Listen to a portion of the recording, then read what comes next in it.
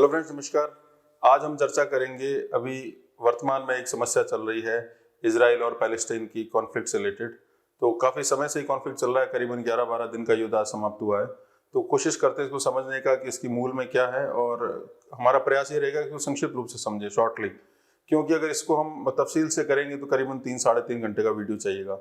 मुझे बहुत से लोगों ने मैसेज भी किया, पर्सनल मैसेज भी किया कि इस समस्या के बारे में थोड़ा सा आप सरलतापूर्वक समझाइए ताकि हमको कुछ बातें समझ में आए, क्योंकि एक ही ऐसी समस्या है जो geographical, political, diplomatic, economic, religious सब तरह के कलेवर को लिए हुए है और काफी क्लटर्ड है। क्लटर्ड का मतलब इतने टर्म्स, इतने टेक्निकल वर्ड्स हैं, ऐसी जगहों के नाम हैं, ऐसे लीडर्स के नाम हैं, ऐसे पॉलिटिकल आउटफिट्स के नाम हैं जिनको एक ही रूप में समझना या एक ही बार में समझना बहुत मुश्किल होता है। तो बिट्स एंड पीसेज में चीजें हमें पढ़ने को मिलती है, उससे हम जो है उसकी पूरी इमेज या हम उसका जो ट्रू नेचर है वो समझ नहीं पाते हैं।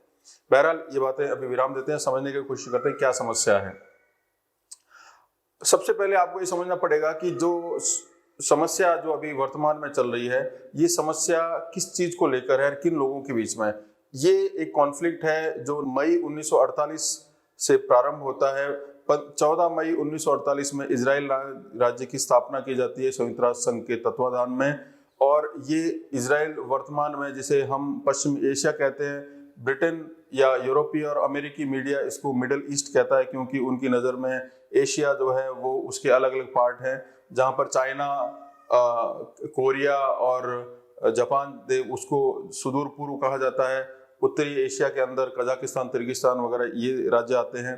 दक्षिण एशिया में हमारा भारतवर्ष आता है, दक्षिण एशिया के देश आते हैं, और जो मिडल ईस्ट है वो आता है वर्तमान में, जहाँ पे इजराइल है, पैलेस्टीन की जो समस्या चल रही है। एक तरफ इसके लाल सागर है, दूसरी तरफ इसके भूमध्य सागर है, आपको जो ये मैप में नजर आ रहा है। तो ये एक ऐसी समस्या है जिसमें जैसे बहुत से देशों में भूमि को संबंधित या भूमि से रिलेटेड विवाद चलते हैं, उसमें संघर्ष भी होते हैं। कई ऐसे संघर्ष भी होते हैं जिसमें काफी खून खराबा भी होता है। इस संघर्ष में बहुत खून खराबा भी हुआ है। विश्व में बहुत सी जगह भी ऐसे संघर्ष चले, लेकिन इसकी विशेषता यह है, जब कभी भी ये कहा जाता है कि मिडिल ईस्ट में क्राइसिस है, तो मोटे रूप में ये माना जाता है कि जेनरिक टर्म है जो कि यूज की जाती है फिलिस्तीनियों और इजराइल के मध्य, इजराइल क्षेत्र को लेकर या एक राज्य को लेकर या जेरूसलम को लेकर चलने वाला विवाद जो कई दशकों से चल रहा है, मोटे रूप में ही माना जाता है। जब कभी भी मैं फिलिस्तीन शब्द यूज करूं या पैलेस्टीन शब्द यूज करूं, तो इसका मतलब ये समझ लीजिए कि जिस भूखंड में इजराइल है वहीं पर गजा पट्टी और पश्चिमी किनारा भी है, जो मैं आपको आगे बताऊंगा कि दोनों में क्या फर्क है, वहां पे क्या व्यवस्था है, वहां पर रहने वाले अरबों के लिए। तो अरब और पैलेस्टीन का मोटे रूप में आप यही एक ही अर्थ समझिएगा। अब आपको ये देखो, मैंने आपको बताया कि विशिष्ट प्रकार की समस्या क्यों है। इसमें विश्व के जितने भी शक्तिशाली देश हैं उनका कोई ना कोई हस्तक्षेप है। उसका एक मुख्य कारण ये है कि इजराइल एक ऐसा देश है जो कि यहूदियों द्वारा बनाया गया है, और यहूदी पूरे विश्व में, यूरोप में, अमेरिका में बहुत अच्छे बिजनेसमैन, बहुत बढ़िया, जिसको कहा जाता है कि आर्थिक रूप से काफी सबल समुदाय माना जाता है, जिनका प्रभाव यूरोपीय देशों की सरकारों पर भी है और अमेरिका पर तो खास करके है।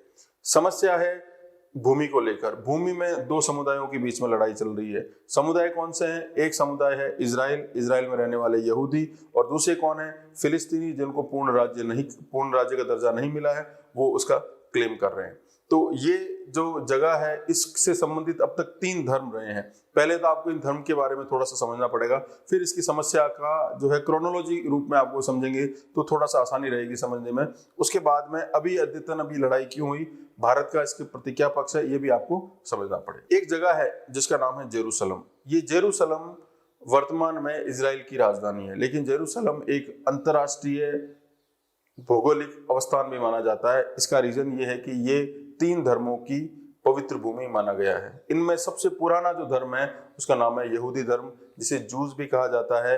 इससे संबंधित जो वाद चलता है उसे जायोनिज्म भी कहा जाता है, इसे जूडिज्म भी कहा जाता है। तो एक तो धर्म हुआ यहूदी, जो सबसे पुराना माना गया।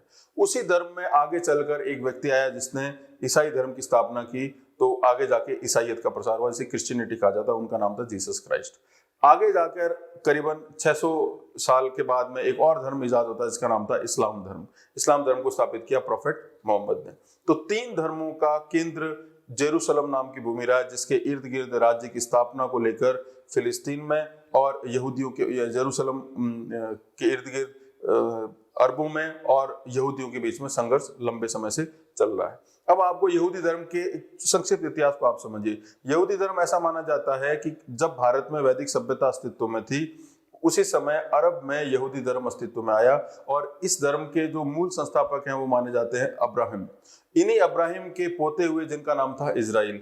इजराइल ने यहाँ पर रहने वाले 12 कबीलों को इकट्ठा करके इजराइल नाम के राज्य की स्थापना की। इन्हीं इजराइल के पुत्र हुए जिनका नाम था जूडा, और इन जूडा के नाम के पीछे यहूदी धर्म को जूडिज्म भी कहा जाता है। यहूदी धर्म जब फल फूल रहा था तो इसमें अलग अलग शख्सियतें हमें सामने आती, लेकिन तब तक कोई भी राजनीतिक रूप से कोई बहुत बड़ी शक्ति नहीं थे। कबीलाई जीवन था, कबीलों में जीवन बिताते थे। इसी धर्म में आगे जाके एक व्यक्ति हुए जिनका नाम था सोलोमन।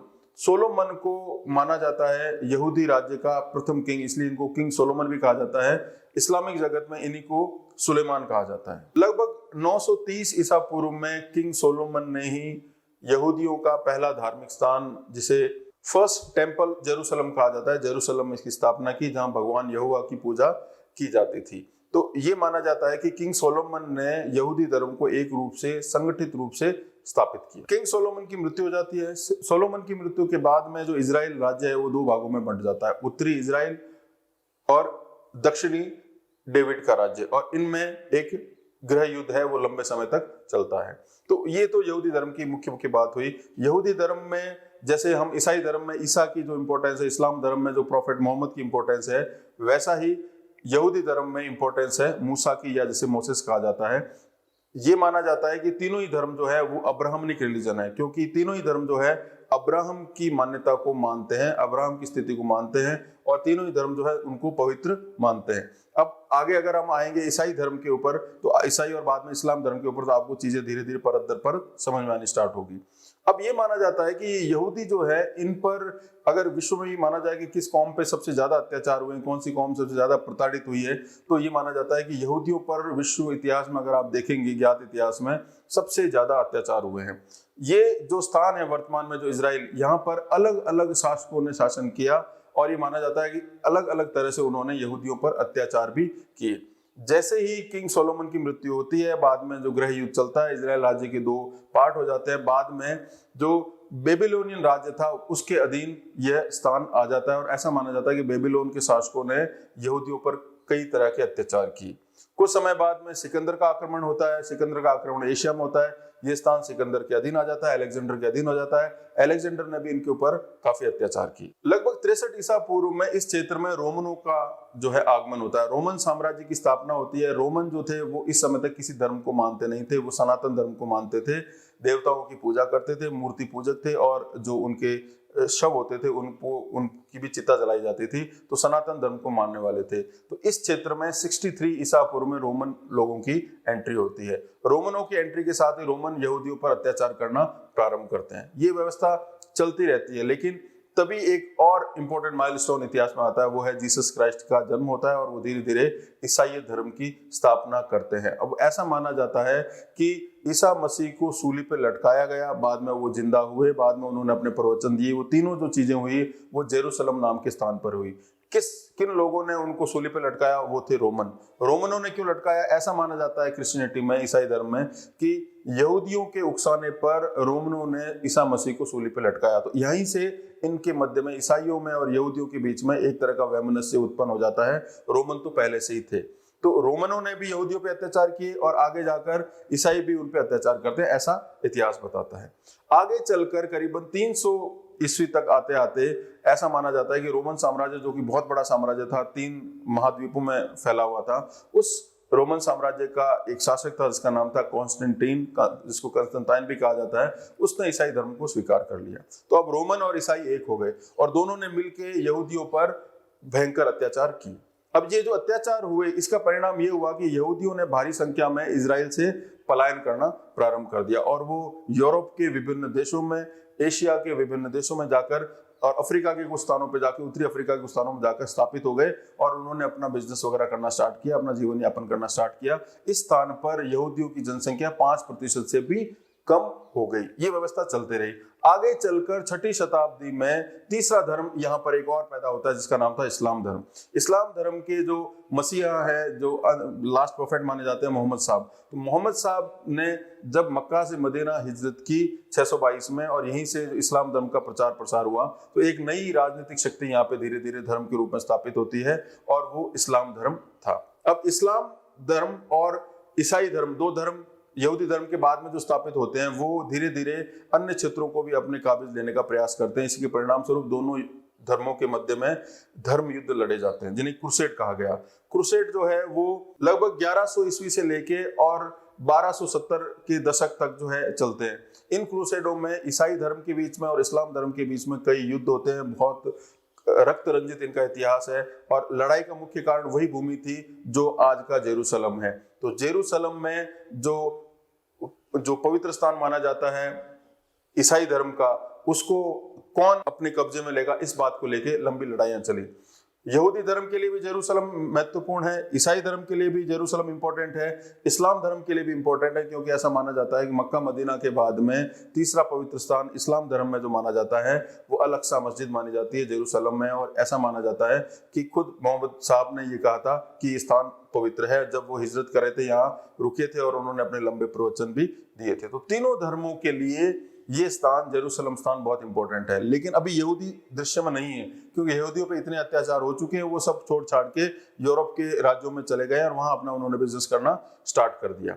बहरहाल क्रूसेड खत्म होते हैं। क्रूसेड खत्म होने के बाद में इस्लाम धर्म जो है एशिया में फैलना स्टार्ट करता है। एशिया में फैलते फैलते सबसे पहले जो इस्लाम धर्म था उसकी जो मुख्य सीट जो थी, मुख्य केंद्र, राजनीतिक केंद्र था, खिलाफत जिसे कहा जाता था, जहाँ खलीफा बैठते थे, वो थी दमिश्क, जो सीरिया की राजधानी। दमिश्क के बाद में वो चली जाती है बगदाद में। बगदाद में अब्बासी खलीफा होते हैं। तो अब्बासी खलीफाओं के अधीन रहते रहते इस्लाम का प्रचार प्रसार हुआ। आखिरकार जो खिलाफत है वो ओटोमन साम्राज्य के हाथ में चली जाती है और 1517 में ओटोमन साम्राज्य का इस क्षेत्र पर अधिकार हो जाता है। और ये पूरा क्षेत्र जो है, जिसे उस्मानिया एम्पायर भी कहा जाता है, ओटोमन एम्पायर भी कहा जाता है, उस्मानिया साम्राज्य भी कहा जाता है, उसके अधीन रहता है। ये व्यवस्था चलती रहती है 1517 से लेकर और प्रथम विश्व युद्ध तक। ये स्थान मोटे रूप में उस्मानिया साम्राज्य के अंतर्गत था। इस्लाम यहाँ पर प्रमुख धर्म के रूप में फला फूला, जो अरबों का मुख्य धर्म था। यहूदी पहले जो यहाँ पर मूल रूप से रहते थे वो यूरोप में जा चुके थे। ईसाइयों की जनसंख्या कम थी। ईसाइयों ने जेरूसलम की लंबी लड़ाई लड़ी, लेकिन बाद में उन्होंने अपना क्लेम इसमें 13वीं शताब्दी के अंतिम तक आते आते छोड़ दिया। अब जब ये उस्मानिया एम्पायर चल रहा था, उसी समय कुछ और घटनाएं हुई जिससे जो है ये राजनीतिक परिदृश्य में कुछ परिवर्तन आते हैं। हुआ यूं कि जो यहूदी थे, जो यूरोप में चले गए थे, एशिया के कुछ देशों में, अफ्रीका के कुछ देशों में चले गए थे, वो इकोनॉमिकली बहुत ज्यादा साउंड थे। उन्होंने आर्थिक रूप से बहुत ज्यादा प्रगति की और वो बहुत संगठित होकर भी रहने लगे। तो जो आसपास के जो लोग थे, जो पहले से यूरोप में रह रहे थे, उन्होंने उनके प्रति एक वैमनस्य की भावना को पाल लिया और ऐसा माना जाता है कि फिर वापस सिलसिला प्रारंभ होता है यहूदियों पर अत्याचार का। तो यहूदियों पर अत्याचार रूस में भी हुए, पोलैंड में भी हुए, ऑस्ट्रिया में भी हुए। तो उन अत्याचारों को देखते हुए यहूदियों ने अपने आप को संगठित करना प्रारंभ किया और इसी का परिणाम ये होता है कि 1880 के दशक में ज़ायोनिज्म नाम की एक राजनीतिक अवधारणा अस्तित्व में आती है, जिसका अर्थ होता है सर्व यहूदीवाद या भौगोलिक यहूदीवाद। विश्व के जितने भी यहूदी हैं वो सब एक हैं, उनको संगठित होकर रहना चाहिए और उनका एक अलग से देश होना चाहिए। अब तक उनका कोई भी देश नहीं था, वो पूरे विश्व में फैले हुए थे और इसलिए अत्याचारों के शिकार हो रहे थे। रूस और यूरोप के राज्यों में उन पर जो प्रताड़नाएं की जाती थी उनको पोग्रोम कहा जाता था, जिनमें भारी संख्या में उन पर नरसंहार भी हुआ था। अब इस जायोनिज्म को पैदा किसने किया? जायोनिज्म को पैदा करने का श्रेय जो है एक ऑस्ट्रो हंगेरियन पत्रकार है, थियोडोर हर्जल। थियोडोर हर्जल ने एक पत्रिका निकाली जिसका नाम था द यहूदी स्टेट और यहीं से जो है यहूदियों ने अपने आप को एकत्र करना, अपने आप को संगठित करना, अपने आप को कंसोलिडेट करना प्रारंभ किया। 1897 का ही वर्ष था जब पहली बार स्विट्जरलैंड में जायोनिज्म की जो ग्लोबल जो है मीट बुलाई जाती है। पूरे विश्व के यहूदी जो है प्रमुख जो प्रतिनिधि है वो वहाँ शामिल होते हैं और उनके अधिकारों की बात करी जाती है। अब एक तरफ अत्याचार हो रहे हैं यहूदियों के ऊपर, दूसरी तरफ यहूदी आर्थिक रूप से संपन्न है, तो उन्होंने ये सोचा कि क्यों ना हम जो है अपनी मातृभूमि जेरूसलम है वहां पर वापस लौट जाते हैं। लेकिन जेरूसलम और उसके इर्द गिर्द का जो स्थान है अब जो मुसलमानों के अधीन था और ऑटोमन साम्राज्य के अधीन आता था। तो यहीं से उन्होंने पलायन करना प्रारंभ किया। इस पलायन को, जो जन पलायन है, एक सामूहिक पलायन है, उसको अलैया कहा जाता है। अलैया का मतलब होता है मास एक्सोडस। कई अलैया हुए हैं यहूदियों के इतिहास में। तो यूरोप के जो यहूदी थे, उन्होंने 1881 से 1904 के मध्य में फर्स्ट अलैया किया, जिसमें कहा जाता है करीबन 30 से 35 हजार यहूदी यूरोप से जेरूसलम यानी आज के वर्तमान इजराइल की तरफ पलायन कर जाते हैं। दूसरा अलैया 1904 से 1914 में, इसमें भी लगभग 30 से 35 हजार यहूदी हैं वो प्रवास करते हैं। अब आप एक माजरा समझिए कि ऑटोमन सुल्तान जो है उनके अधीन ये स्थान है, यहाँ पर अरब रह रहे हैं। शुरू में अरबों ने जमीन बेच दी इनको, यहूदियों को, और सोचा कि ये महंगे भाव में ले रहे हैं तो महंगे भाव में बेचा जाए। पर धीरे धीरे उनको समझ में आने लगा कि यहाँ पे यहूदी बहुत सारी संख्या में आ जाएंगे। तो सुल्तान ने यहूदियों को भूमि बेचने पर रोक लगा दी। जब तक वो रोक लगाते और जब तक वो इनके पलायन की सही स्वरूप को समझ पाते, तब तक प्रथम विश्व युद्ध का प्रारंभ हो गया था। प्रथम विश्व युद्ध 1914 से 1918 में लड़ा गया। इसमें दो ग्रुप ऑफ नेशंस आपस में लड़े थे। एक तरफ था फ्रांस, ब्रिटेन, यूएस और रशिया, और दूसरी तरफ जो था वो जर्मनी, ऑस्ट्रिया, टर्की इत्यादि। तो ऑस्ट्रिया जर्मनी के साथ लड़ा टर्की, और टर्की जो था वो ऑटोमन साम्राज्य का केंद्र माना जाता था। और इस युद्ध के चलते चलते पहले 2 वर्षों में ही ऑटोमन साम्राज्य जो है वो हार चुका था। और ये जो स्थान, जो वर्तमान का इजराइल जिस जगह पर है, या जॉर्डन नदी के आसपास का जो क्षेत्र है, ये उनके हाथ से निकल गया और अंग्रेजों ने उसे अपने कब्जे में ले लिया। जॉर्डन नदी के पश्चिम का जो क्षेत्र है वो अंग्रेजों ने अपने कब्जे में ले लिया। जॉर्डन नदी के पूर्व का जो क्षेत्र है वो फ्रांसीसी लोगों ने अपने कब्जे में ले लिया। यहाँ पर उन्होंने जो राजनीतिक व्यवस्था स्थापित की उसे मैंडेट व्यवस्था कहा जाता है, और यहीं से समस्या का प्रारंभ हो जाता है। जैसे ही अंग्रेजों की और यूरोपियनों का एंट्रेंस होता है इस स्थान पर, वर्तमान के इजराइल वाले स्थान पर, वहीं से प्रॉब्लम स्टार्ट हो जाती है। ये स्थान जो था वो ब्रिटिश मैंडेट कहलाता था। अंग्रेजों ने ये सोचकर कि अब यहाँ पर रहने वाले इजराइल भी, यहूदी भी काफी संख्या में आ चुके हैं, करीबन 60,000 70,000 लोग आ चुके हैं, और यहाँ पर रहने वाले अरब लोग हैं, ये भी यहाँ पर रह रहे हैं। तो क्यों ना अरबों को जो है नाराज किए बिना यहूदियों के लिए अलग से कुछ व्यवस्था की जाए। इसलिए उन्होंने कूटनीतिक बड़ी चालें चली। उसका परिणाम ये हुआ कि आज तक इस समस्या का निदान नहीं निकल पाया है।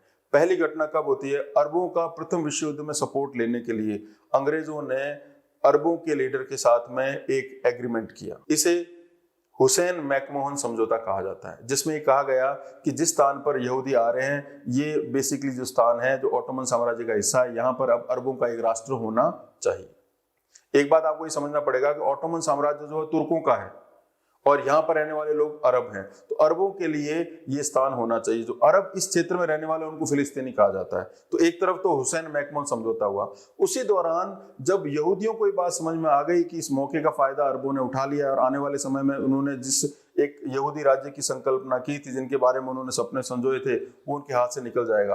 तो जो यहूदी लॉबी है, जो इंडस्ट्रियलिस्ट थे या बहुत बड़े बड़े बिजनेस थे, उन्होंने यूरोप के देशों की सरकारों पर दबाव डाला और ब्रिटिश सरकार पर भी दबाव डाला। इसका परिणाम ये हुआ कि 1917 में एक डिक्लेरेशन आया, एक घोषणा, इसे बाल्फोर डिक्लेरेशन कहा जाता है, जिसमें अंग्रेजी सरकार ने कहा कि जो ब्रिटिश मैंडेट वाला स्थान है, जो पहले ऑटोमन तुर्की के अधीन था और अभी हमारे अधीन है, यहाँ पर हम एक अलग से यहूदी राज्य बनाएंगे। ये जो डिक्लेरेशन है, ये घोषणा उद्घोषणा है, ये बहुत इंपॉर्टेंट मानी जाती है। यहूदी राज्य की स्थापना में एक मील का पत्थर माना जाता था। एक तरफ मैकमोहन हुसैन एग्रीमेंट है, दूसरी तरफ बाल्फोर एग्रीमेंट है। एक तरफ आप अरबों की बात कर रहे हो, दूसरी तरफ आप किसकी बात कर रहे हो? यहूदियों की बात कर रहे हो। बहरहाल अंग्रेजों ने दोनों को लड़ा के रखा। प्रथम विश्व युद्ध की समाप्ति होती है, ब्रिटिश जीत जाते हैं, फ्रेंच लोग जीत जाते हैं, जो ट्रिपल अतांत है वो जीत जाता है, ट्रिपल अलायंस हार जाते हैं। उसके बाद में पेरिस की संधियां होती है। 1919 में पेरिस की संधि में सेवरे की संधि, वर्साई की संधि, न्यू जर्मन की संधि, नेवले की संधियां इत्यादि होती है, जिसमें जो हारे हुए राष्ट्र थे, जिसमें ऑटोमन साम्राज्य भी था, उनके टुकड़े टुकड़े करे जाते हैं, उन पे वॉर रेपरेशन लगाए जाते हैं, उनको जलील किया जाता है, क्षेत्र उनसे ले लिया जाता है। ये सब पेरिस की संधियों में हुए। ऐसा ही ऑटोमन साम्राज्य के साथ भी हुआ। प्रथम विश्व जब खत्म होने वाला था, उसी समय अंग्रेजों में और फ्रेंच लोगों के बीच में एक साइक्स पिकोट एग्रीमेंट होता है, जिसमें फ्रांस की सरकार जॉर्डन नदी के पूर्व के क्षेत्र का जो अधिकार था वो भी छोड़ देती है, वो भी अंग्रेजों को दे देते हैं। अब ये जॉर्डन नदी के इर्द गिर्द अभी वर्तमान में कौन से राज्य हैं? अगर आप देखोगे इजराइल के उत्तर में अगर आप देखोगे तो सीरिया है, अगर उसके पूर्व में देखोगे कि लेबनान और जॉर्डन है, दक्षिण में देखोगे तो इजिप्ट है, पश्चिम में देखोगे तो समुद्री किनारा है। तो ये जितने भी राज्य हैं वो सारे के सारे ब्रिटिश मैंडेट के अंदर आ जाते हैं साइक्स पिकोट एग्रीमेंट के तहत। 1919 में जैसे अभी संयुक्त राष्ट्र संघ है, उस समय लीग ऑफ नेशन बना, जिसे राष्ट्र संघ कहा जाता है।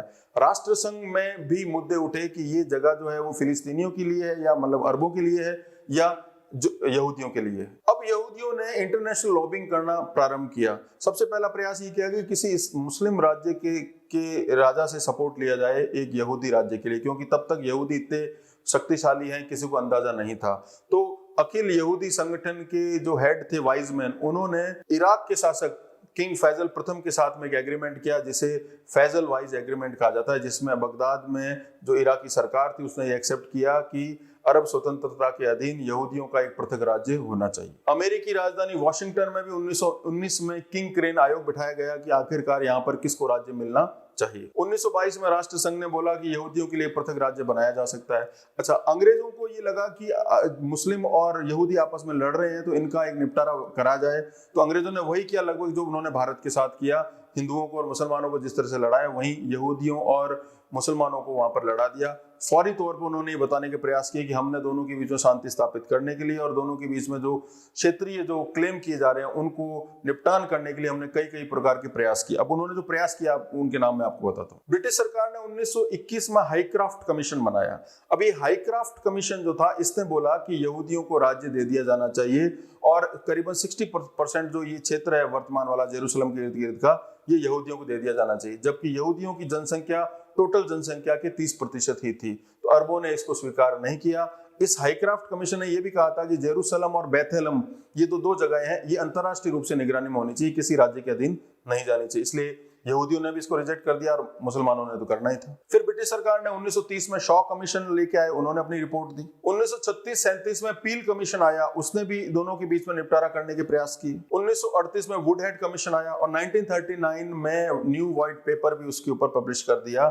लेकिन तब तक कुछ और आगे ये जितने भी प्रयास किए, ये ना तो इस पे यहूदी लोग एग्री हुए, ना इस पे मुसलमान एग्री हुए। 1939 तक आते आते दूसरा विश्व युद्ध प्रारंभ हो गया। दूसरे विश्व युद्ध में अगेन दो दल बन चुके थे, धुरी राष्ट्र और मित्र राष्ट्र। मित्र राष्ट्र में ब्रिटेन था, अगेन फ्रांस था, अगेन अमेरिका था और अगेन सोवियत रशिया भी था। दूसरी तरफ दूसरी तरफ जर्मनी में एडोल्फ हिटलर, इटली में बेनेटो मुसोलिनी, जापान में जनरल तोजो इत्यादि देश थे, ये आपस में लड़ने लगे। एडोल्फ हिटलर ने अपनी जो नीति अपनाई, जिसे नाजिज्म कहा जाता है, वो एक तरह से साम्राज्यवाद और नस्लवाद का मिश्रण था।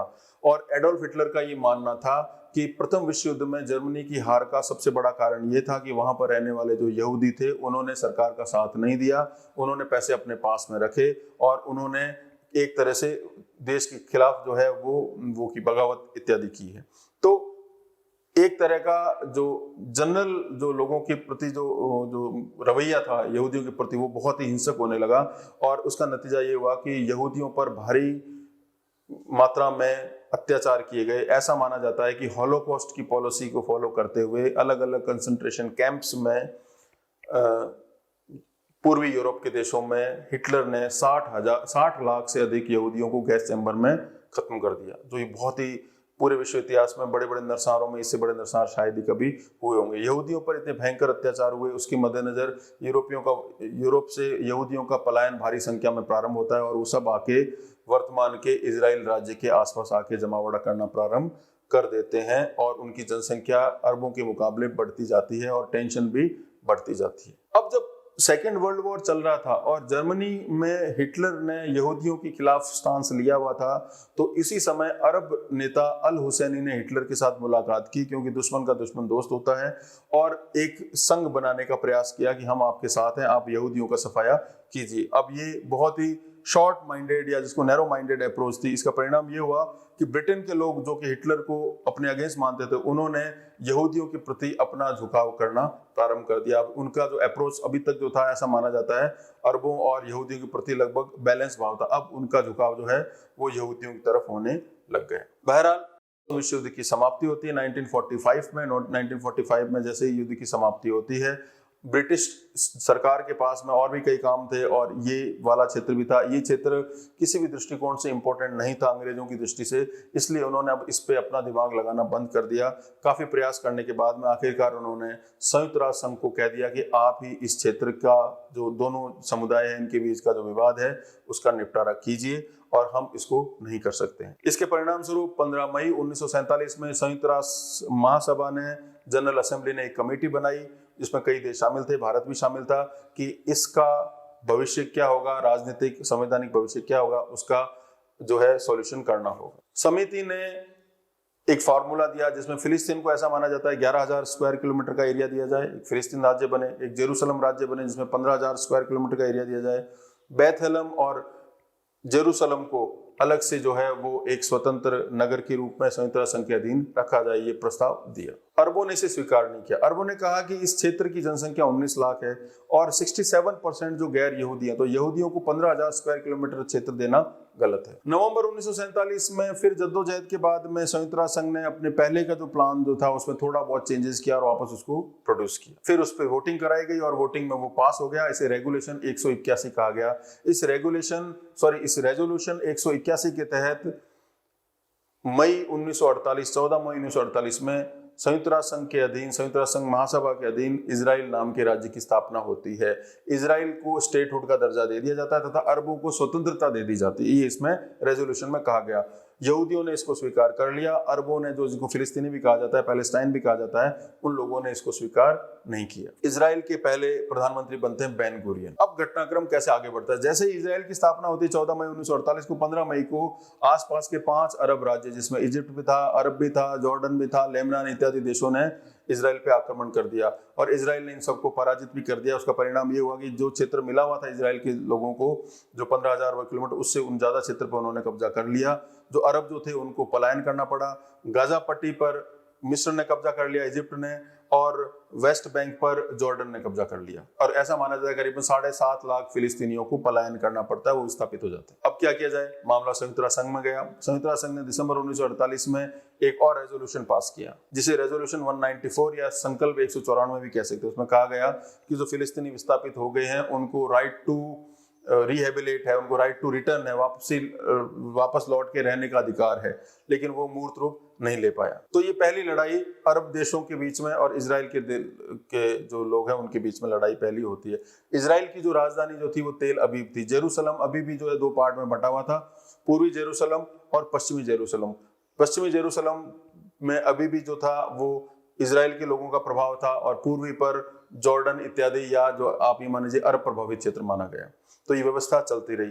पहले युद्ध के बाद में जब अरब देशों ने मुंह की खाई, तब 1956 में एक और क्राइसिस उभर के आता है, इसे स्वेज कैनल क्राइसिस कहा जाता है। स्वेज नहर जो भूमध्य सागर और लाल सागर को जोड़ती है, उसका इजिप्ट के शासक एबेल नासिर ने उसका राष्ट्रीयकरण कर दिया। इससे फ्रांस और ब्रिटेन के आर्थिक हित जो है वो बहुत ज्यादा जो है नकारात्मक रूप से प्रभावित होने लगे। इसका परिणाम ये हुआ कि इजराइल को दोनों देशों ने कहा कि आप युद्ध छेड़ दीजिए इजिप्ट के खिलाफ और हम जो है आपका साथ देंगे। इजिप्ट ने ऐसा ही किया, इजराइल ने ऐसा ही किया और इजिप्ट पे आक्रमण कर दिया गया। साथ में ब्रिटेन और ये लोग भी आ गए और इसमें पराजय होती है मिस्र की। आखिरकार सोवियत रशिया और अमेरिका के हस्तक्षेप के बाद में युद्ध की समाप्ति होती है। इस युद्ध ने, जो स्वेज नहर वाला जो युद्ध, इसमें इजरायली लोगों की सैनिक क्षमता को स्थापित कर दिया इस क्षेत्र में, कि ऐसा नहीं है केवल विदेशी सहायता से ही इजराइल जीत सकता है, जैसा 48 में लोग बोलते थे। इन्होंने अपने दमखम पर इजिप्ट को पराजित किया। अब तीसरा एक युद्ध होता है 1967 में, जिसे 6 डेज वॉर कहा जाता है, 6 दिनों का युद्ध। इस युद्ध को ऐसा माना जाता है कि मिस्र जो देश था इन सारे अरब देशों में सबसे ज्यादा पावरफुल माना जाता है। वो कुछ ऐसी घटनाएं या कुछ ऐसे काम कर रहा था जिससे इजराइल जो है नकारात्मक रूप से प्रभावित हो रहा था अंतर्राष्ट्रीय स्तर पर आर्थिक परिप्रेक्ष्य में। तो उन्होंने 67 में इजराइल ने प्रीएम्प्टिव वॉर छेड़ दिया, मतलब ये देखते हुए कि अब इजिप्ट हम पे युद्ध कर सकता है, मिस्र हम पे आक्रमण कर सकता है, तो पहले युद्ध कर दो। 6 दिन के इस युद्ध में पहले उन्होंने इजिप्ट पे आक्रमण किया और फिर आसपास के अरब राष्ट्रों को पराजित कर दिया। 6 दिनों के अंदर ही इजिप्ट से उन्होंने गाजा पट्टी छीन ली, सीरिया से उन्होंने गोलन हाइट्स छीन लिया, पूरा सिनाई प्रायद्वीप है उस पे इजरायलियों का कब्जा हो गया। जॉर्डन से पश्चिमी किनारा जो वेस्ट बैंक है जॉर्डन नदी का, वो पूरा छीन लिया। तो एक बहुत बड़े क्षेत्र पर इजरायली लोगों का कब्जा हो गया। ये एक ऐसी युद्ध, ये एक ऐसी विक्ट्री मानी गई है जिसने इजराइल राज्य की सैनिक क्षमता को पूरे विश्व में स्थापित कर दिया। आज भी जब विवाद चलता है तो 1967 से पहले की स्थिति की बात हमेशा अरब राज्य करते हैं। 67 के वॉर में ऐसा माना जाता है करीबन 20,000 लोग मारे गए थे, जो बहुत थे जनसंख्या के लिहाज से अगर देखा जाए तो। इजराइल जो है वो बहुत छोटा राज्य है, मैंने आपको पहले ही बताया, इसकी जनसंख्या उस समय भी जो थी वो 15 लाख से ज्यादा नहीं थी। इसका आकार जो है वो आप ये समझ लीजिए कि मणिपुर जितना है। राजस्थान जो है भारत का सबसे बड़ा क्षेत्रफल में राज्य माना जाता है, उसे 1/17 आप सोचिए 1/17 इतना छोटा राज्य है, लेकिन फिर भी अरबों को उन्होंने युद्ध में पराजित कर लिया। मामला गया संयुक्त राष्ट्र संघ में। संयुक्त राष्ट्र संघ ने रेजोल्यूशन 242 पास किया और ये कहा कि जो पहले वाला स्थान है, प्री 67 पोजीशन है, वो गेन कर ली जाए। इजराइल को जिन जिन क्षेत्रों पर उन्होंने कब्जा करा है वो छोड़ देना चाहिए। अब जो ये 1967 का 67 का युद्ध था, ये बहुत बड़ा सबक था मुस्लिम राज्यों के लिए। तो मुस्लिम राज्य, जैसे आज इस्लामिक वर्ल्ड करीबन माना जाता है 56 देशों से मिलकर बना, उस समय इस्लामिक राज्य में 25 राज्य इकट्ठे होते हैं और मोरक्को की राजधानी रबात में एक सम्मेलन बुलाया जाता है इस्लामिक राष्ट्रों का। इसका परिणाम ये होता है ओआईसी की स्थापना होती है, 25 राज्य उसमें शामिल होते हैं। इसकी अध्यक्षता अरब देश के जो शासक हैं किंग फैजल इसकी अध्यक्षता करते हैं, और जो ऑर्गेनाइजेशन ऑफ इस्लामिक कोऑपरेशन 25 देशों का समूह है वो अस्तित्व में इसी रबात कॉन्फ्रेंस के तहत आता है। अब जब 48 में इजराइल की स्थापना हो चुकी थी, 56 में युद्ध हो रहा था, 67 में भी युद्ध हुआ था, तो ऐसा नहीं था कि फिलिस्तीनी जो अरब लोग हैं उस क्षेत्र में जो रहने वाले लोग हैं वो हाथ पे हाथ रखकर बैठे थे। उन्होंने भी कोशिश की अपने आप को सैनिक रूप से संगठित करने का, और इसी का परिणाम ये हुआ कि उन्होंने 2 पॉलिटिकल आउटफिट बनाए। 1959 में एक राजनीतिक पार्टी बनाई जिसका नाम था फतह, जिसका ये मानना था कि किसी न किसी रूप में हमें एक स्वतंत्र फिलिस्तीनी राज्य चाहिए। 1964 में इजिप्ट की राजधानी काहिरा में पीएलओ की स्थापना की जाती है, जिसके संस्थापकों में से प्रमुख थे यासिर अराफात, जिसने इजराइल नाम के राज्य की अस्तित्व को नहीं माना और उसका कॉन्स्टिट्यूशन में ये दिया हुआ था कि इजराइल जो बना है उसको समाप्त करना ही उनका कॉन्स्टिट्यूशन का मेन ऑब्जेक्टिव है। अब ये सिलसिला स्टार्ट होता है, एक तरफ पीएलओ बन गया है, दूसरी तरफ इजराइल सत्ता में आ चुका है, 3 युद्ध हरा चुका है। अब जो है दोनों के बीच में एक जो हिंसक जो दौर चलना, एक दूसरे को जो डैमेज करने का, वो प्रारंभ हो जाता है। पीएलओ जो था उसने कई हिंसक जो गतिविधियां जो है उसको अंजाम दी। अब तक फिलिस्तीनियों का 2 मुख्य केंद्र बन जाते हैं। एक बन जाता है जॉर्डन नदी का पश्चिमी किनारा जो इजराइल के पूर्व में स्थित है, वहां पर जो सबसे बड़ा सेटलमेंट है वही है जहाँ पे फिलिस्तीनी अरब रहते हैं। और दूसरा है गजा पट्टी जो कि इजिप्ट से लगता हुआ पार्ट है, और ये गजा पट्टी में जो ऐसा माना जाता है कि गजा पट्टी आप समझ लीजिए गोवा का 1/10वां पार्ट अगर मान लीजिए उतना है, बहुत छोटी जगह है। तो 2 जगहों पर फिलिस्तीनी ऑपरेट करना प्रारंभ कर देते हैं। इनका राजनीतिक मुख्य संगठन पीएलओ था, इसके नेता यासिर अराफात थे। पॉलिटिकली इनकी जो विंग थी उसे फतह कहा जाता है। तो पीएलओ ने बहुत प्रयास किए इजराइल को डैमेज करने के, कई ऐसे काम करते रहे। अगर आप कभी मौका मिले, अगर पूरा इतिहास अगर पढ़ेंगे तो आप देखेंगे जितना खून एक दूसरे का बहाया है इन दोनों देशों ने, उतना छोटे इतिहास में किसी ने नहीं बहाया होगा। ऐसे ही घटना घटी 1972 में जर्मनी के एक शहर म्यूनिख में ओलंपिक खेल आयोजित किए गए थे।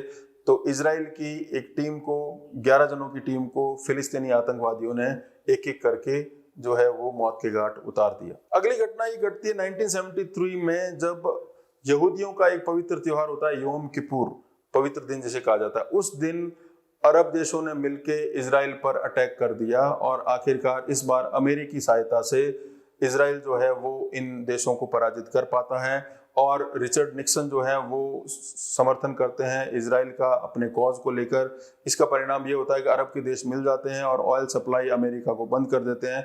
पूरे विश्व में एक ऑयल एम्बार्गो स्थापित हो जाता है वेस्टर्न वर्ल्ड के साथ में। पेट्रोलियम की जो कीमतें हैं वो आसमान को छूने लगती है। अगला वर्ष है 1974 में आखिरकार संयुक्त राष्ट्र संघ हस्तक्षेप करता है और कोशिश करता है कि किसी न किसी रूप में फिलिस्तीन को कुछ न कुछ मान्यता दी जाए, ताकि दोनों देशों के मध्य में, या दोनों पार्ट्स के मध्य, 2 देश नहीं, इजराइल देश है और फिलिस्तीनियों के पास में अभी देश नहीं, तो कुछ न कुछ तरह की प्रतिद्वंदिता इनकी कम हो। तो 1974 में संयुक्त राष्ट्र महासभा ने पीएलओ को एक प्रतिनिधि के रूप में महासभा में बोलने का मौका दिया। यासिर अराफात पहली बार संयुक्त राष्ट्र महासभा को, यूनाइटेड नेशंस जनरल असेंबली को एड्रेस करते हैं। पहले ऐसा नेता बनते हैं यासिर अराफात पीएलओ के, जो पैलेस्टीन लिबरेशन ऑर्गेनाइजेशन के हेड हैं। अरब लीग भी जो है वो पीएलओ को मान्यता देती है और फिलिस्तीन को अलग राज्य के रूप में मान्यता देती है। संयुक्त राष्ट्र संघ में 3236 रेजोल्यूशन पास भी होता है और पैलेस्टीनियन लोगों के सेल्फ डिटर्मिनेशन की बात भी होती है, फिलिस्तीनी लोगों के आत्मनिर्णय की बात भी होती है। जुलाई 1976 में एक और घटना घटती है। एक फ्रेंच एयरलाइंस का जहाज है, उसको हाईजैक कर लेते हैं फिलिस्तीनी आतंकवादी और उसको उतारा जाता है युगांडा की एक जगह एंटेबे, वहां पर जहां पर एक तानाशाह ईदी अमीन उसका शासन है। उस हवाई जहाज में, उस प्लेन में 100 से अधिक इजरायली लोग थे। तो आखिरकार उनको वहां पर एब्डक्ट कर लिया जाता है। इजराइल की जो जिसको सर्जिकल स्ट्राइक फोर्सेज है, जिनको कहा जाए, जो उनके जो कमांडोज हैं, वो एंटेबे पर हमला करते हैं और अपने लगभग सारे जो कैप्टिव्स हैं, जो जिन लोगों को एब्डक्ट किया हुआ था, जिन लोगों का अपहरण किया हुआ था फिलिस्तीनी आतंकवादियों, सबको छुड़ा के ले जाया जाता है। इस पर एक बहुत अच्छी मूवी बनी, इसका नाम है रेड ऑफ एंटेबे। कभी आपको समय मिले तो उसको देखिए। अब इजराइल के अंदर भी एक पॉलिटिकल पार्टी है जिसका नाम है लिकुड पार्टी, वो अस्तित्व में आती है 1977 में।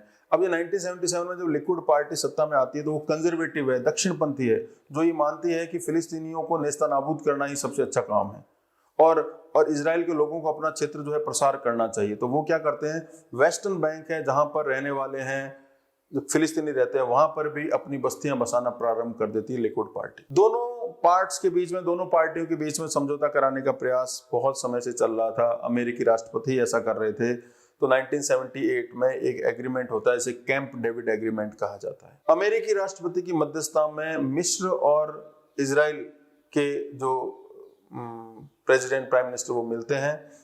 इजिप्ट में इस समय अनवर सादात जो राष्ट्रपति थे, वो ये स्वीकार कर लेते हैं कि इजराइल नाम का एक राज्य। अब तक देखिए, एक बात समझिए, इजराइल को एक राज्य के रूप में मान्यता बहुत से देशों ने दी है, लेकिन किसी भी इस्लामिक देश ने नहीं दी।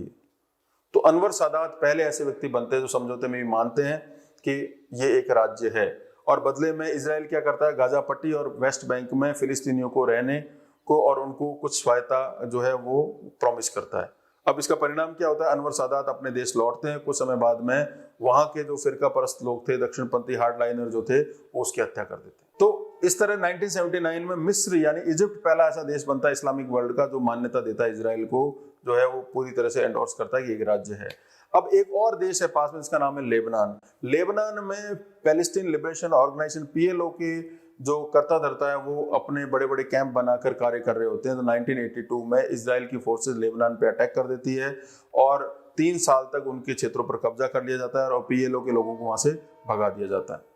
इसको इजराइल लेबनान युद्ध भी कहा जाता है। दोनों देशों में खूनरेजी चल रही है, छुटपुट घटनाएं भी हो रही है। अगला जो इंपॉर्टेंट टर्न आता है वो आता है 1987 में। गजा पट्टी में रहने वाले फिलिस्तीनी और पश्चिमी बैंक में रहने वाले फिलिस्तीनी मिलके इजरायली सरकार के खिलाफ जो है बहुत बड़े स्केल पर जो है प्रदर्शन करना प्रारंभ कर देते हैं। इसमें काफी हिंसक झड़पें भी होती है। इसे पहला इंतिफादा भी कहा जाता है, फर्स्ट इंतिफादा। और ये आके जाकर मैड्रिड सम्मेलन जब तक होता है तब तक ये चलता रहता है। मैड्रिड सम्मेलन होने के बाद ये समाप्त होता है। जब पहला इंतिफादा चल रहा था तो 1987 में फिलिस्तीनी नेता अहमद यासीन तथा अब्दुल अजीज रांतीसी ने मिलकर एक सशस्त्र बल की स्थापना की जिसका नाम रखा गया हमास। और हमास जो है वो एक तरह का सैन्य संगठन था जिसका उद्देश्य था कि पूर्ण नाश करना इजरायली राज्य का सशस्त्र विद्रोह के द्वारा किसी भी प्रकार से करना। जब 1988 का साल चल रहा होता है तो PLO के यासिर अराफात पर अंतर्राष्ट्रीय समुदाय का दबाव होता है। PLO एटलीस्ट अब तक PLO जो है, अब आप एक चीज समझनी पड़ेगी, फिलिस्तीन में 2 आउटफिट है पॉलिटिकल, एक फतेह है, एक हमास है।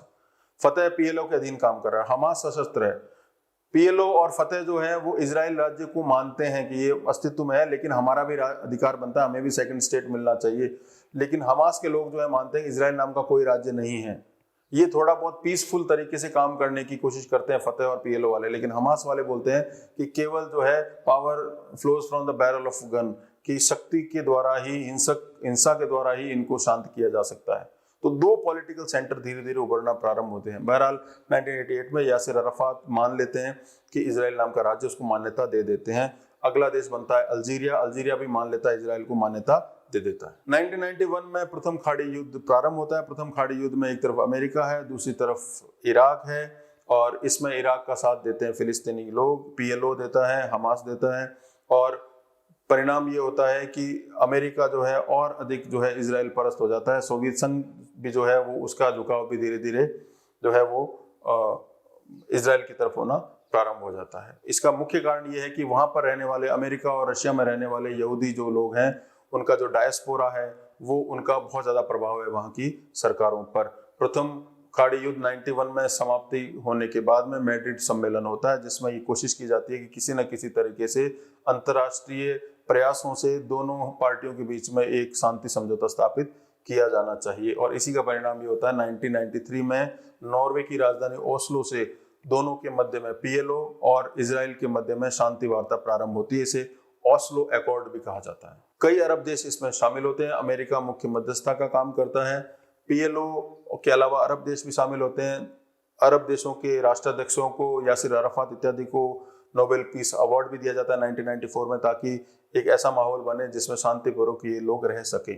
ओस्लो प्रथम के बाद में ओस्लो द्वितीय स्टार्ट होता है, 1995 में वो समाप्त होता है। आखिरकार इन सब शांति वार्ताओं का जो ओस्लो द्वितीय वार्ता होती है उसमें परिणाम ये निकलता है 95 में कि इजराइल जो है वो पश्चिमी बैंक और गजा पर फिलिस्तीनियों की स्वायत्ता को मंजूरी दे देता है, लेकिन उनको फिर भी पूर्ण राज्य का, पूर्ण राष्ट्र का दर्जा नहीं मानता है। इसी समय 1996 में लेबनान के आतंकवादी संगठन हिजबुल्लाह इजराइल पर अटैक कर देते हैं मिसाइल इत्यादि से।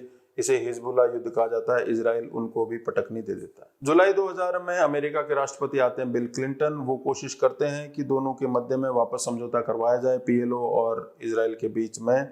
इसे सेकंड कैंप डेविड भी कहा जाता है, लेकिन वो मोटा मोटी असफल हो जाता है। उसके असफल होने के 3-4 महीनों बाद में दूसरा इंतिफादा प्रारंभ होता है सन 2000 के अंत होते तक, और ये पहले वाले इंतिफादा से कहीं ज्यादा हिंसक होता है। इसमें काफी खूनरेजी होती है।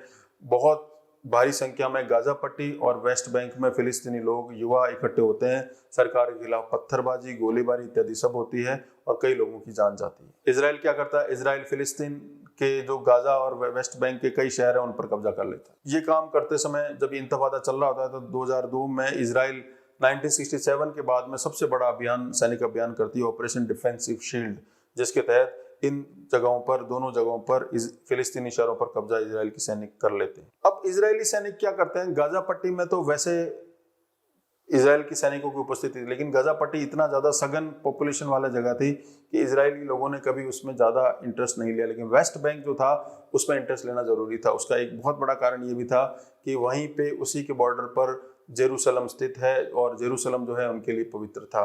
तो इसलिए वो क्या करते हैं, वेस्ट बैंक में सेटलमेंट बढ़ाना स्टार्ट करते हैं, यहूदी बस्तियां बसाना स्टार्ट करते हैं और उसकी चारों तरफ बड़ी बड़ी दीवार बना देते हैं जिनकी लंबाई माना जाता है 200 मील।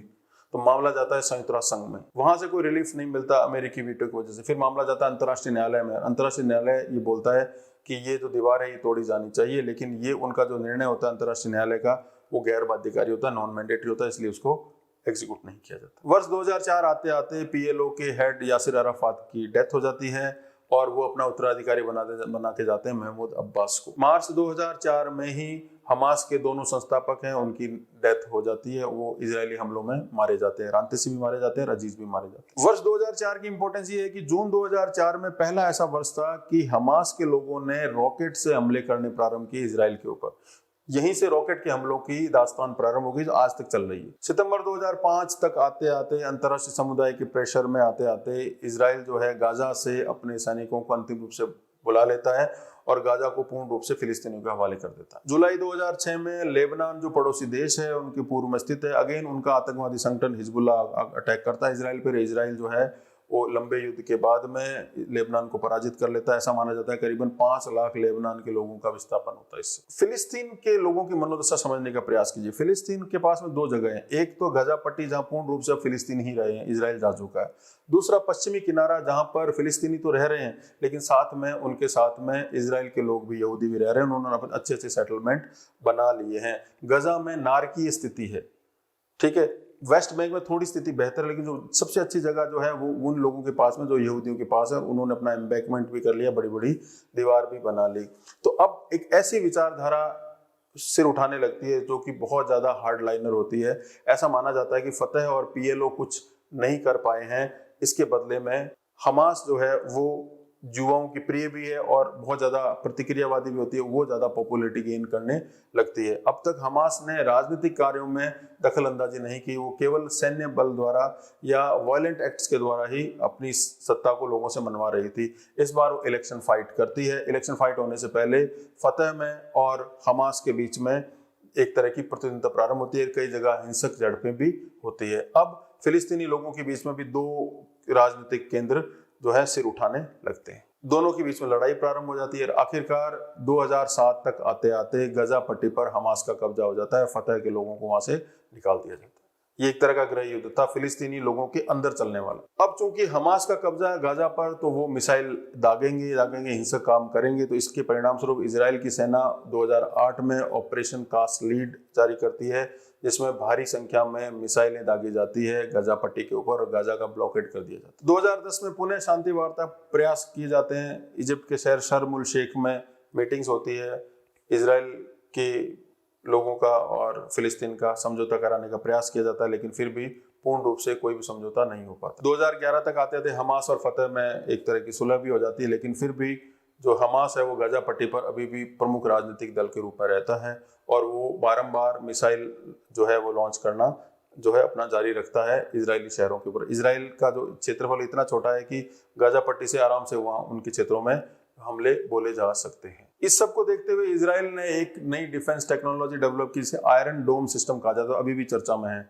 एक तरह का आप समझ, इसका इस्पात का गुंबज है, मतलब कोई भी मिसाइल आएगी उसको हवा में ही जो समाप्त कर दिया जाएगा। तो 2011-12 में पहली बार इजराइल इसका इजाद करता है और इसी वर्ष 2011 में यूनेस्को जो है वो पीएलओ को एक सदस्य के रूप में स्वीकार कर लेता है। वहीं 2012 में संयुक्त राष्ट्र संघ में फिलिस्तीन को गैर सदस्य पर्यवेक्षक का दर्जा मिल जाता है 67/19 नाम के रेजोल्यूशन में। 2014 का वर्ष आते आते गाजा युद्ध प्रारंभ होता है। गाजा युद्ध में अगेन वही मिसाइल्स को लेके एक तरफ गाजा के पास में छोटी मोटी मिसाइल हैं, इजराइल के पास में बहुत अत्याधुनिक सोफिस्टिकेटेड वेपन्स है।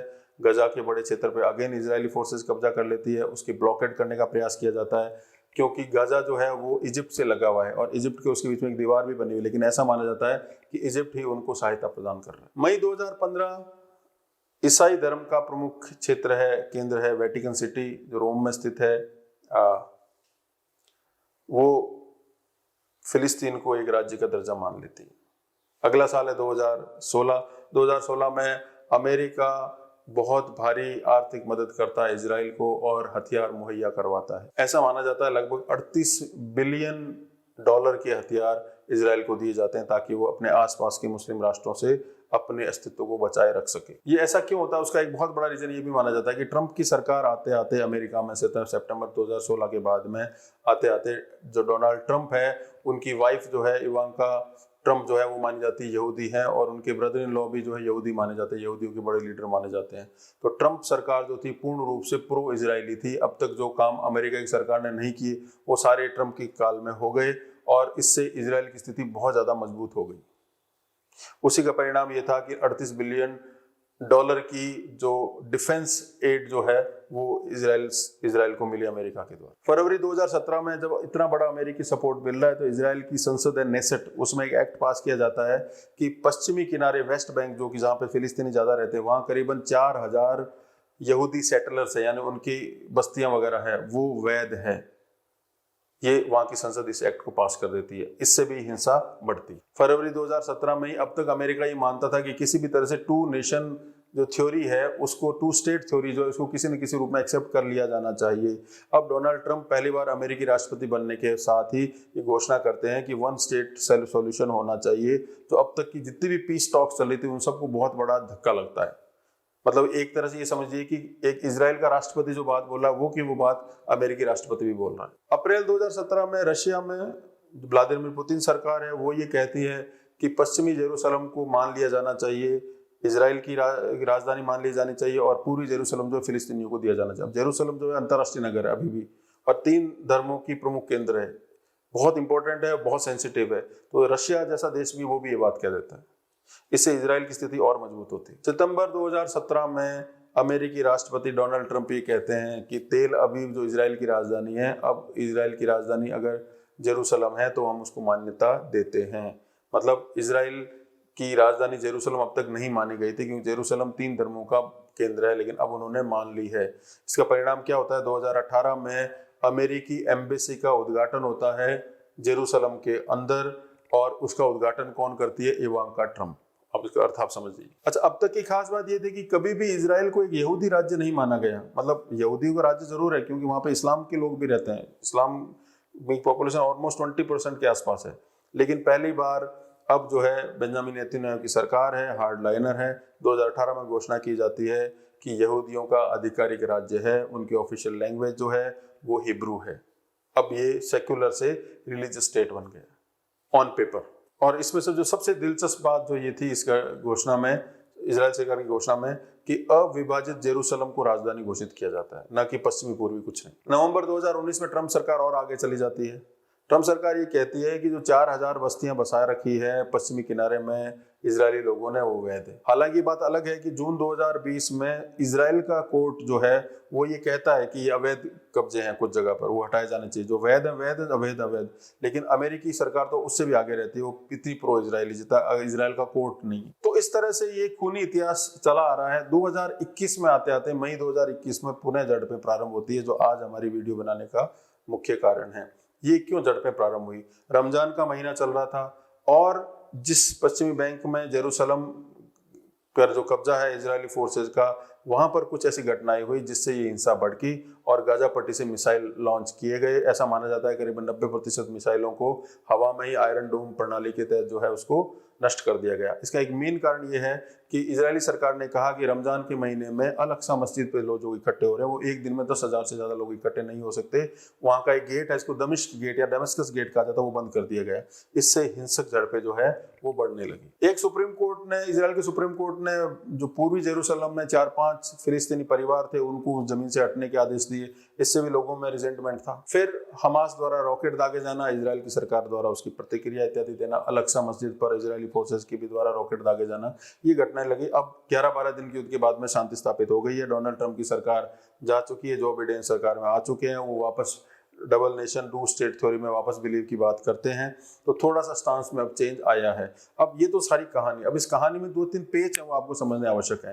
पहला पेज तो ये है कि फिलिस्तीन अभी भी पूर्ण राज्य का दर्जा उनको नहीं मिला हुआ है। पूर्ण राज्य का मतलब पूर्ण राष्ट्र राज्य, यानी पूर्ण देश का दर्जा नहीं मिला हुआ है।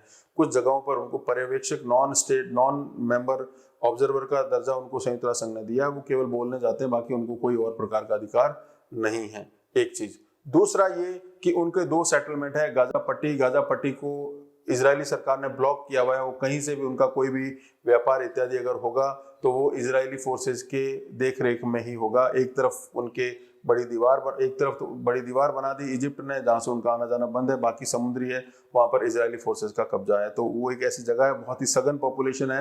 एक समझ लीजिए इसको घेटोस कहा जाता है। विश्व के सबसे खराब रहने के लायक जगहों में से एक है, जहाँ की जनसंख्या घनत्व भी कहीं ज्यादा है। तो एक तरह से नारकी स्थिति गाजा पट्टी में, वहीं पर हमास का कब्जा है और वही हमास हिंसात्मक घटनाएं अंजाम दे रहा है। वहीं से रॉकेट लॉन्च किए जा रहे हैं जो इजराइल तक आ रहे हैं, जेरूसलम तक आ रहे हैं।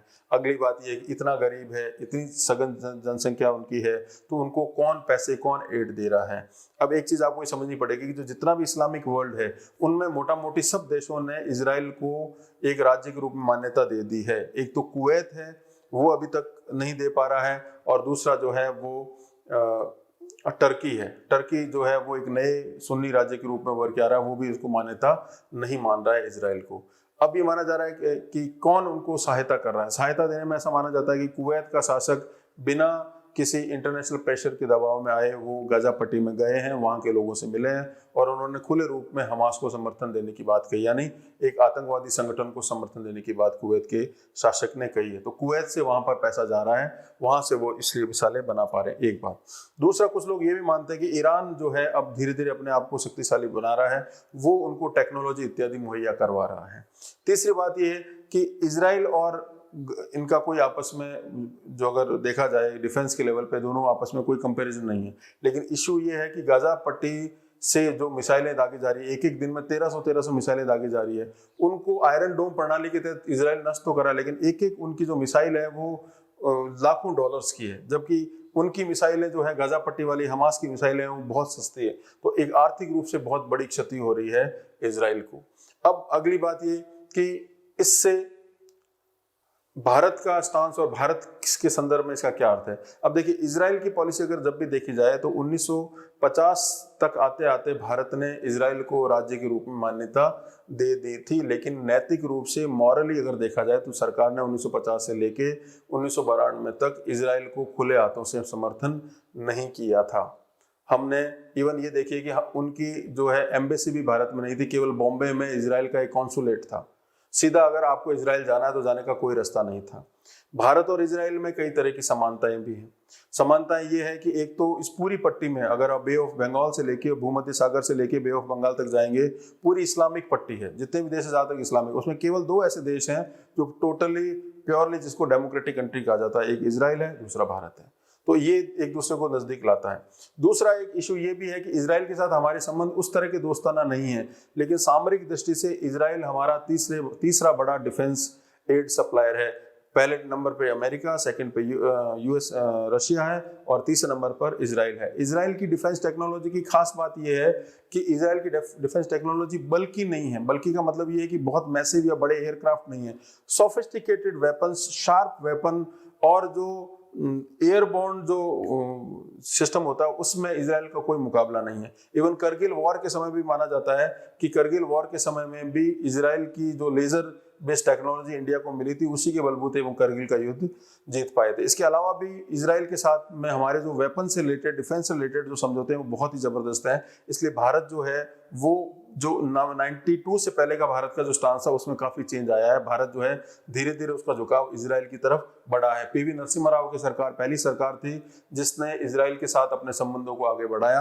ये केवल डिफेंस लेवल पर भी नहीं है, एनिमल हस्बेंड्री से लेकर और जो ड्राई एग्रीकल्चर इत्यादि इसको लेकर भी भारत और इजराइल के संबंध जो है काफी मधुर है। एक चीज तो ये, तो ऐसा नहीं कि 92 से पहले सरकार बिल्कुल सोचती नहीं। 92 से पहले भी सरकार जो, ऐसा नहीं कि इजराइल के साथ में हमारे दोस्ताना व्यवहार नहीं थे, लेकिन भारत में एक बहुत बड़ी जनसंख्या मुसलमानों की भी है। इसलिए इस आधार पे, केवल इस आधार पे कि भाई इजराइल और फिलिस्तीन का मुद्दा जो है वो एक रवैये से देख के और इजराइल का विरोध किया जाए और उनका समर्थन नहीं किया जाए तो इस्लाम की बहुत बड़ी पॉपुलेशन के साथ में कुठाराघात होगा। इससे देश में हमारे अशांति भी फैल सकती है। एक तो कारण ये था।